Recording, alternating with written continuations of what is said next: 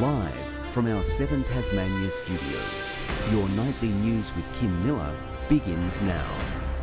Good evening and thanks for joining us. The state government is being told to come clean on what the costs of berthing the new Spirit of Tasmania ferries in Scotland will be, only days out before the first is due to be transferred from Finland. Also, it's been revealed there was a proposal for TT Line's next CEO to be outsourced to Victoria. The Liberals, though, insisting that won't be the case. With the final sitting week of State Parliament drawing to a close, the Spirit of Tasmania fiasco continues to snowball. A recent ad for TT Line's CEO position outlined the role could be based in Geelong, sparking fury from the opposition. Today illustrates that the relationship between TT Line and the state government hasn't in fact been repaired, and you still see that they're not talking to each other about things. The government insists the successful candidate will be required to be located in Tasmania. But scrutiny of how the new vessels have been handled wasn't about to end there. How much will Tasmanian taxpayers have to fork out to berth our ships in Scotland? Overall rates and required services for the layup at Leith is still in the process of being negotiated. And that's despite the Spirit of Tasmania 4 setting sail in 2 days' time to avoid Finland's harsh winter, as work on the new Devonport berth carries on. It actually probably wouldn't surprise me if they hadn't done that work, because history shows us that they have lost complete control over this project. We didn't get an explanation today. That's obviously concerning.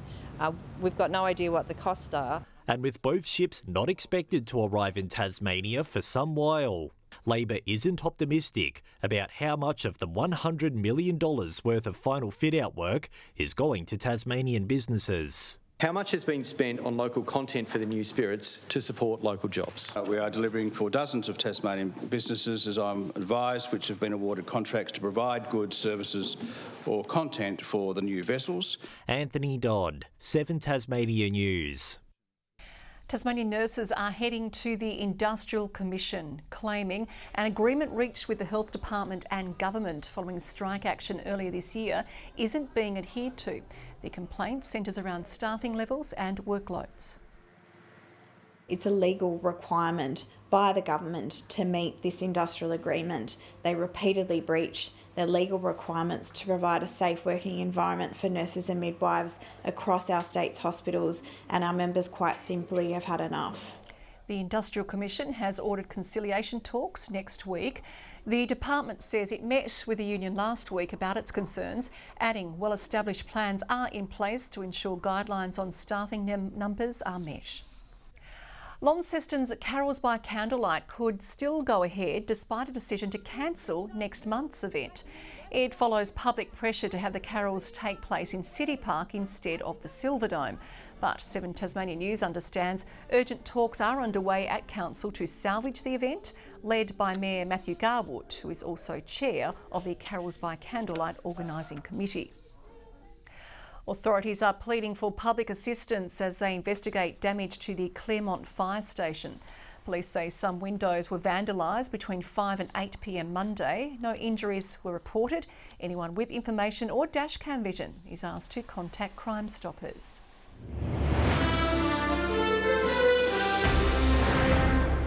The state government has responded to a sweeping review of Tasmania's councils more than a year after receiving the report. It's accepted all but one of the 37 recommendations and will allow councils to choose whether to merge without the need for an elector poll. A lot of people that we consulted with wanted more stability in the way councillors operate, and some of that is about training. The Local Government Association welcomes the reforms but says it's in need of more support. We need adequate funding and resourcing to allow the recommendations to be implemented in full. The changes will be rolled out over the coming years. A Tasmanian motorcycle sidecar racer has reunited with the paramedics who saved his life following a horror crash during competition last year. Harley Phipps was thrown from his vehicle travelling at 160 kilometres an hour, sustaining life-threatening injuries. At 18 years old, with the world at his feet, Harley Phipps was fit, healthy and doing what he loved most, motorbike racing.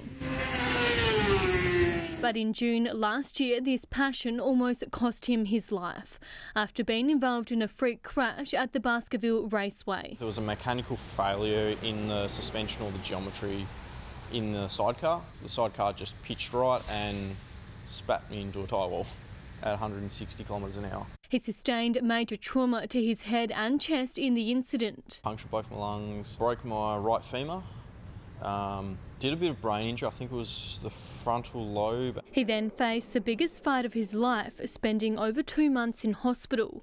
And while he doesn't recall much of the accident, he's thankful for the paramedics that saved him. I can't remember seeing these people, but I know what they meant to me. You know, I owe them my life. The decisions that the paramedics made, and from what I understand, he would not have made it to the Royal had they not taken the actions that they did. Harley reuniting with the trauma team this morning, officers describing it as a miraculous recovery. But how he's pulled through it and how he's been rehabilitated and how he's demonstrated his desire for life to get back to what he loves doing is absolutely incredible. While he's a little more cautious these days, Harley's still driven by his passion for racing. Definitely, I've still got a love for the sport. Rebecca Gaydaneris, 7 Tasmanian News.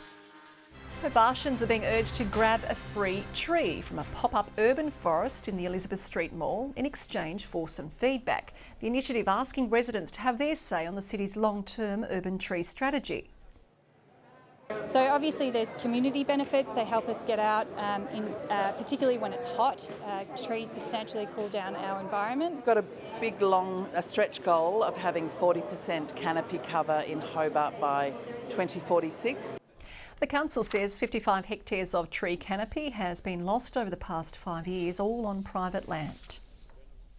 A new police vessel, PV Van Diemen, has joined the ranks, helping authorities with statewide search and rescue call-outs. The 24-metre boat will be replacing its namesake and is fitted out with the latest technology. A digital forward-looking infrared camera, sonar, 3D mapping capabilities and floor-bed, seabed mapping capabilities. It will enter service early next month.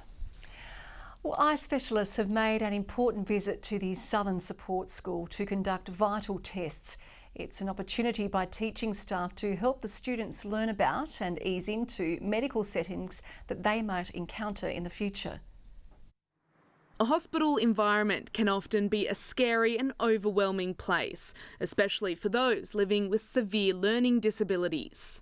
They think of needles, sort of all the eye drops, and often as soon as they walk in the door they freak out. A group of medical practitioners hoping to make the process a little less stressful by bringing a vision clinic to the Southern Support School. Where it's a familiar environment, it's quiet, people who know the children know when they're about to get upset. So we can actually look at how they're using their vision, how it's interacting with all their other senses, how they're getting around, what their mobility is like. The checkups are important, with optimal eye health vital for the students' learning. Over 90% of our students are non-verbal, so a lot of the communication we're looking and the support we're looking for them is of a visual nature. There's no transport difficulties. You remove that whole issue of going into a clinical setting that's really quite confronting for so many families as well as the children. Then if required, the vision clinic staff can refer them for further testing at hospital. It's not like a broken leg or a funny ear or something that's obvious. So vision testing as a standard is very important. Helping those who often go unnoticed. Lily Thompson, 7 Tasmanian News. A Launceston artist will make her return to the St Giles niche market following a short absence. Christina Graham is among 50 creative makers displaying their works at the Invermay tram sheds from Friday night. I know there's some amazing other artists that'll be there, ceramicists, candles, as well as baked goods, and there's usually some beautiful sewn products and a few things for kids as well. Organisers describe the market as a champagne shopping experience, with all monies raised going to St Giles. A Mystery Hobart resident is walking around unaware of their newfound fortune after bagging over $1.6 million in last weekend's Tats Lotto. The lot attempted to contact the lucky person to no avail. The winning ticket was purchased at the Cat and Fiddle Arcade on Murray Street, the first Division 1 prize for the store. definitely check your tickets. Even if you don't think you've won, you may have. You never know. The ticket is one of 3 winning entries nationwide.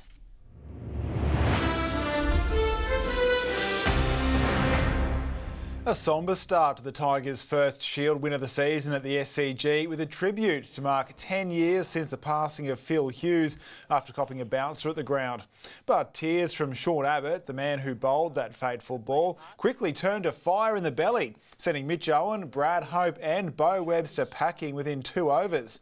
The Tigers declaring with a 294-run lead, Matt Kuhneman then taking 3 wickets in a race against the clock to try and bowl the hosts out. Rain dampened Tassie's hopes slightly before Beau Webster came through with 2 wickets in the final minutes of play. Take it!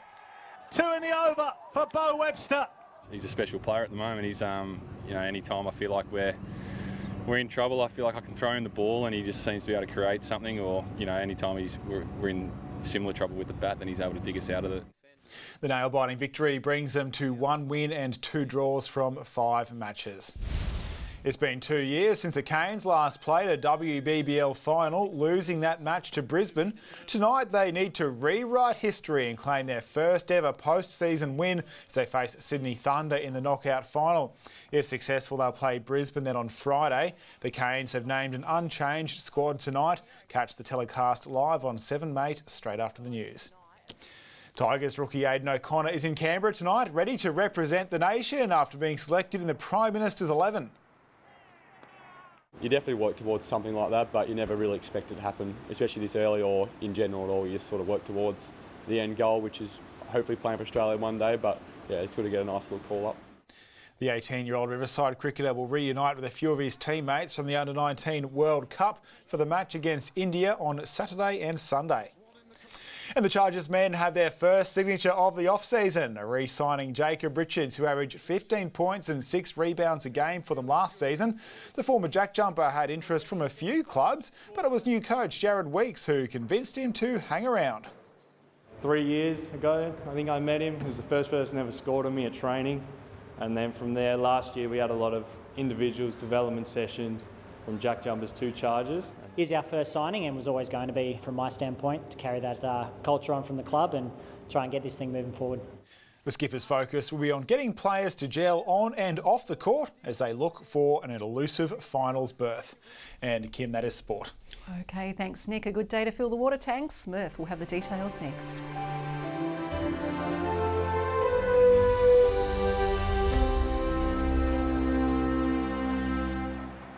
Good evening. Well, we've certainly had a change in the weather, haven't we? Hobart, Launceston, Devonport and Burnie, all low 20s today. The warmest was 27 on Flinders Island, 8 above average. Grove and Lyowini, 25 apiece. King Island and St Helens, 22. Bushy Park and Strawn reached 20. Low Head, 19 today. Many might have noticed the sea fog that started rolling in overnight, bringing a strange aura everywhere. We also had that thick rain-bearing cloud moving over the state today. That brought 54 millimetres to Mount Barrow. Thunderstorm activity is over the top end with the cloud there. That goes through Queensland, New South Wales and Victoria. Cloud with a low is over South Australia in the Bight. Tomorrow, the low over Western Victoria will weaken as a high to the west attempts to bend around it and send a ridge our way. Trough off the east coast. Winds tending east-southeasterly at 15 to 25 knots tomorrow afternoon, but increasing to 30 knots over the north. Gale warning has been posted for waters from Low Rocky Point to Stanley, a strong wind warning from Stanley to Wineglass Bay and from southeast Cape to Low Rocky Point.